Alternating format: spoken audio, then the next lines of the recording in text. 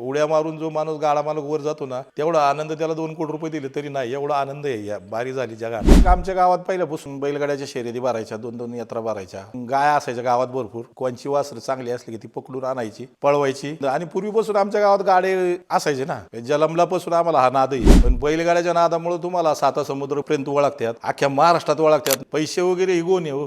पूर्वीच्या काळात भांडार निघत नव्हता आमचा, भांडार सुद्धा निघत नव्हता, पण ज्याच्या पद्धतीवर तो जपत होता. जर शर्यतीत जर तुम्ही पैसे मागे लागले तर शक्यच नाही. आणि तुमच्याकडे 100 बैल जरी असले तुम्ही म्हणले मी इथं फायनल गाडीत, ते शक्य नाही. ह्या गोष्टी सगळ्या जुळून यायला लागतात. वरच्याचा तुमच्या डोक्यावर हात लागतो. गाड्या बैलात मीपणा चालत नाही. वरल्या भाऊ खंडोबाच्या मनात आलं, बा सटवच्या मनात आलं, तुम्हाला चालत येणार. आणि जर त्यांच्या मनात तुमच्या हातातलं जाणार, बैल पळतोय म्हणून लगेच त्याच्या मागे पळून बैल घेऊन जमत नाही ना. तेव्हा उद्या टिकून पळायला पाहिजे. पूर्वी आमची बैल 15-15 वर्ष तीच बैल पळत होती, आणि ती जर सावडा असेल ती 15 वर्ष टिकायची. आता असे झाले कंडिशन. आज बैल वर गेला घाटाच्या वर तर तो त्याचा बैल वेगळा होतो, ह्याचा बैल वेगळा होतो. असं पूर्वी नव्हतं. पूर्वी 15-15 वर्ष बैल दमली तरी बैल सावड तुटत नव्हती. लोक शब्दाला पक्की होती. तसं आता राहिलं नाही. लोकांचं कसं आहे, नवीन पिढीची घाई नाही पाहिजे. शर्यतीचं क्षेत्र असे तुमचा छंद आहे, पण तुम्ही कामधंदा बघून हे छंद जोपासले पाहिजे. आधी पैसे पाण्याने मजबूत होतलं पाहिजे. त्या गोष्टीवर लक्ष देऊन तुम्ही तुमचे छंद जोपासू शकता.